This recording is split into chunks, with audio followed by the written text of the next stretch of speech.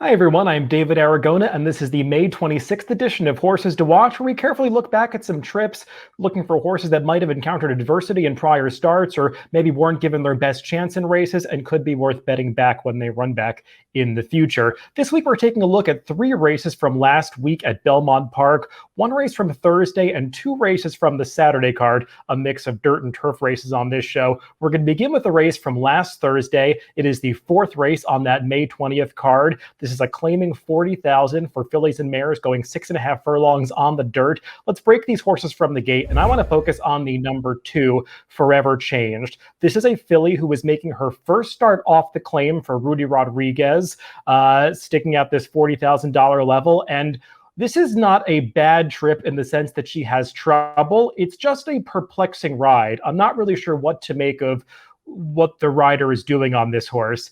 She's a little rank moving down the backstretch, and if you've watched Forever Changed's prior races, you know that she is a horse that can get a little keen in the early going, so that really wasn't surprising to see. But her rider, Junior Alvarado, you see, has a hard hold on her, trying to restrain her from running back up into that second flight of horses coming around the far turn. And now here he's detached from that second flight, and he's got the trailers coming up on his outside, and he's just making no attempt to motivate this horse, even has her under a hold as they're coming to the top of the stretch here. And those 2 horses range up outside of him. Now he's dropped back to last place, and it's just odd to see a rider let a horse drop back to last without urging her at all. It didn't seem like a situation where he felt like something was off, because Junior's a rider who's not afraid to pull a horse up when he feels like something's not right. But all the way at the back of the pack now, he just steers her to the outside, and he's barely moving his hands, not asking this horse to do any running at any point in this race.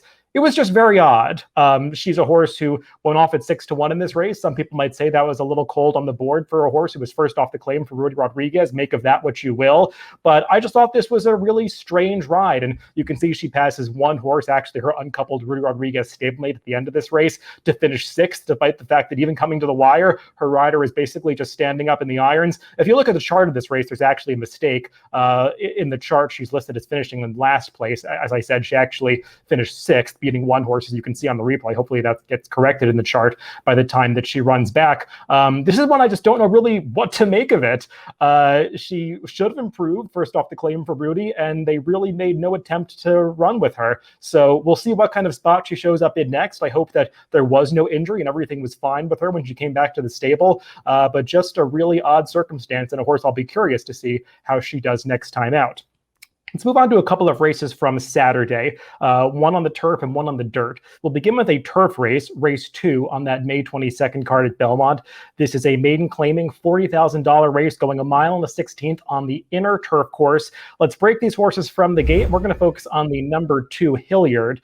You could see this awkward break here from that inner turf course at 1 mile and a 16th, where they kind of have to cross over the outer to get back on the course proper. And Hilliard doesn't really have any problem with that transition there, as he breaks decently from the inside and slots into a good spot on the rail, stalking it out the second flight of horses here. Now, Hilliard is a runner who was making his first start for a tag in this race. He had made 3 starts as a 2-year-old, all against competition that really is superior to him in maiden special weight races. Hadn't done a whole lot of running in those races, but now he was dropping into a race that seemed like it was a more appropriate class level for him, this $40,000 maiden claimer. But he was also making his first start off a long layoff, first start as a 3-year-old for trainer Phil Gleaves, whose runners sometimes need to start off the layoff. And his rider in this race was Luis Cardenas, the apprentice rider who had shown a lot of promise over his first 1.5 years of riding. I believe he's just lost his apprentice, so I think this is one of his first few rides without that apprentice allowance. And I believe this rider makes a mistake that we often see of riders that are a little bit inexperienced riding turf races.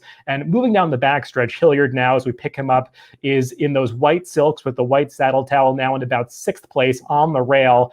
And he's going to stay on the rail for the entire race. And Cardenas is a rider that we've seen try to save as much ground as possible in turf races, and that's often something you want to do. However, when you're riding at Belmont, it's not that detrimental to get off the rail at some points, given how gradual the turns are. And the last last thing you want to have happen is get buried down inside, and that's exactly what happens with Hilliard here. He was a little keen in the early stages, but he was traveling well coming around that far turn, and you can see coming into the stretch here, this horse has run, and as soon as Cardenas starts to ask him, he begins to advance up the inside, but there's not a lot of room inside of that number 4 horse, and he gives him one tap of the whip, and the horse responds really badly to being in tight quarters, and he actually smacks into the rail. If you watch the head on, this horse actually almost goes through the rail. Lucky that he was able to stay on the course, and he fades to finish 9th in this race, but you can see that he lost all chance in that incident where he hit the rail, and that sometimes happens with young and experienced horses. When they get hit with the whip, they'll duck in a little bit, and given that this horse was already in tight quarters and so close to the rail, he ducked in from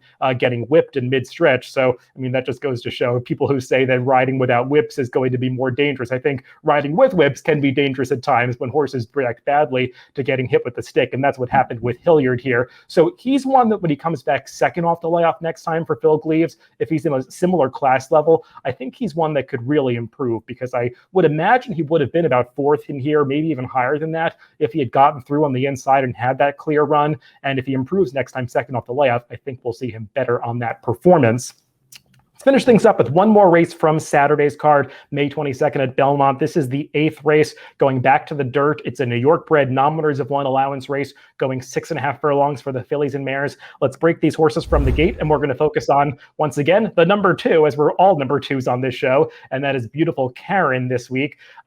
Beautiful Karen breaks a little bit slowly here, and she's towards the back of the pack, that chestnut with those light colored silks. Now, that's detrimental for this horse because she had previously been most successful when she's on the front end. She had broken her maiden that way. She had really done her best running against Maiden Company when she had been forwardly placed. And you can see now as they move down the backstretch, they're not moving that quickly up front. That leader is trying to slow down the pace a little bit. And the rider on Beautiful Karen, Eric Cancel, has his hands full trying to restrain this horse inside of runners because she's accustomed to racing up on the lead and she wants to move up and advance her position on the inside, and there's just nowhere to go. So he's forced to rate her behind horses back in second to last early in this race. That's really not where he wanted to be. And do note, this is a race that was featuring a pretty moderate pace for 6.5 furlongs, 23 flat for the opening quarter, 46-1 for the half mile. That's pretty pedestrian for these talented New York bred allowance horses. And this is a race that was dominated towards the front end as the number 3, Laura's Bellamy. She'll be second in this race, and the winner,